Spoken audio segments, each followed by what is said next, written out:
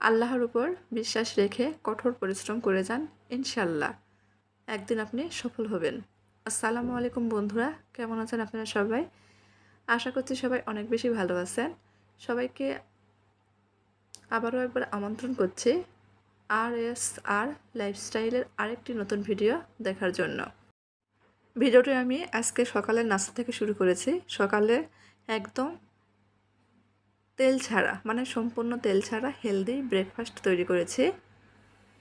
এটা দিয়ে আমরা মা মেয়ে সকালের নাস্তাটা করে নিব। যেহেতু আপনাদের ভাইয়া সকালে বাসায় খাবার খায় না, হয়তো ছুটির দিন সময় পেলে একটু খেয়ে নিতে পারে, এই আর কি। এই যে একটা টমেটোর চাটনি করেছিলাম আর তেল ছাড়া হেলদি নাস্তা তৈরি করেছিলাম, এটা দিয়ে মা মেয়ে নাস্তা করে নিয়েছে। তারপর কিছুক্ষণ রেস্ট করেছে। আর আজকে আপনাদের জন্য রেসিপি হচ্ছে কাঁঠালের বিচি দিয়ে চাল কুমড়া রান্না, মানে রুই মাছ দিয়ে কাঁঠালের বিচি চাল কুমড়া রান্নার সহজ রেসিপি। খুব মজা করে কীভাবে চাল কুমড়া কাঁঠালের বিচি দিয়ে রুই মাছ রান্না করতে পারেন আজকের ভিডিওতে তাই থাকছে। এখানে চাল কুমড়া আমি কেটে নিয়েছি, সাথে একটা আলু দিয়েছি আমার মেয়েটার জন্য। মেয়েটা হয়তো কাঁঠালের বিচি খাবে না, সে মাছও খেতে চায় না।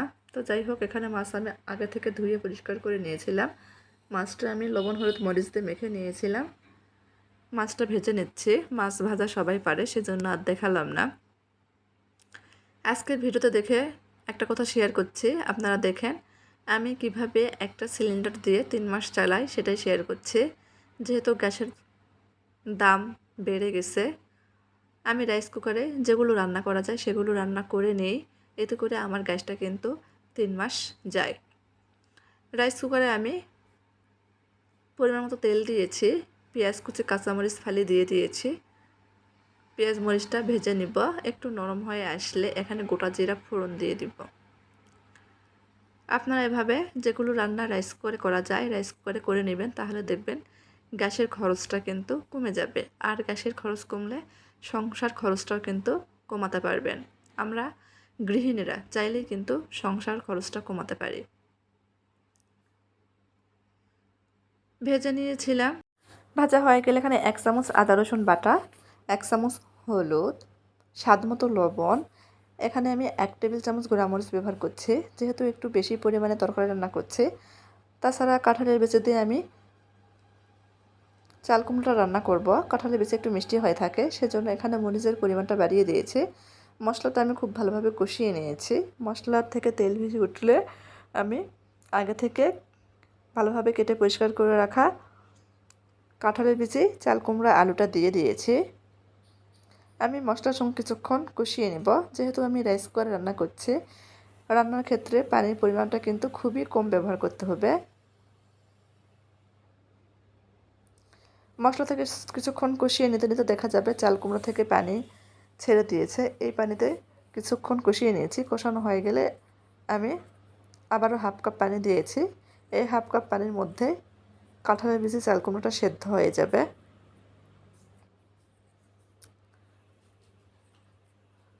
ঢাকনা দিয়ে ঢেকে দিয়েছিলাম, যার কারণে খুব দ্রুত সেদ্ধ হয়ে গেছে। মাঝে মাঝে ঢাকনা খুলে নেড়ে চেড়ে দিচ্ছে। যা বলছিলাম, আমরা গৃহিণীরা চাইলে কিন্তু সংসার খরচটা কমিয়ে দিতে পারি। একটু বুদ্ধি করে চললে কিন্তু কমাতে পারবেন। আপনি যদি ঠিকঠাক মতো রান্না করেন গ্যাসে 3 বেলা, তাহলে একটা গ্যাস সিলিন্ডার দিয়ে কিন্তু আপনার 1 মাস যাবে না। আর এভাবে যে টুকটাক রান্না করে নেন, যেগুলো রান্না করা যায় রাইস কুকারে, তাহলে কিন্তু সংসার খরচটা, মানে গ্যাসের যে টাকাটা মাসিক ধরলাম যে টাকা লাগে গ্যাস সিলিন্ডারে 1300, 1400 বা 1600, সেটা কিন্তু বেঁচে যাবে। আমি একটা গ্যাস সিলিন্ডার এভাবে 3 মাস চালাই। ভালোভাবে কষানো হয়ে গেলে ভেজে রাখা মাছগুলো দিয়ে দিয়েছিলাম। আবারও ঝোলের পানি দিয়েছি, ঢাকনা দিয়ে ঢেকে দিয়েছি। আর হ্যাঁ, একটা কথা, রাইস কুকারে কিন্তু বিলটা খুবই কম আসে, কারেন্ট বিল খুব কম আসে। আপনারা এভাবে রান্না করে দেখতে পারেন। বলক চলে এসেছিল, তারপর ভাজার জিরার গুঁড়াটা দিয়ে দিয়েছি। রান্না শেষে চুলা বন্ধ করে দিয়েছি। দেখেন কালারটা দেখতে কত সুন্দর এসেছে, মাশাল্লাহ। আর এই যে আমি গ্যাসের চুলায় করলা ভাজি করে নিচ্ছি। আমি সব সময় কম তেল মশলা রান্না করার চেষ্টা করি, অল্প তেলে।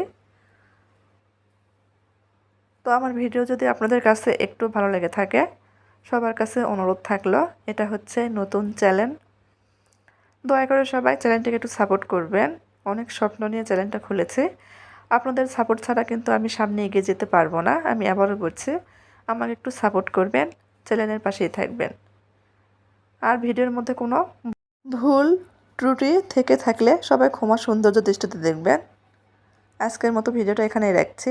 সবাই ভালো থাকবেন, সুস্থ থাকবেন, আমার পরিবারের জন্য দোয়া করবেন, আমিও সবার জন্য দোয়া করি।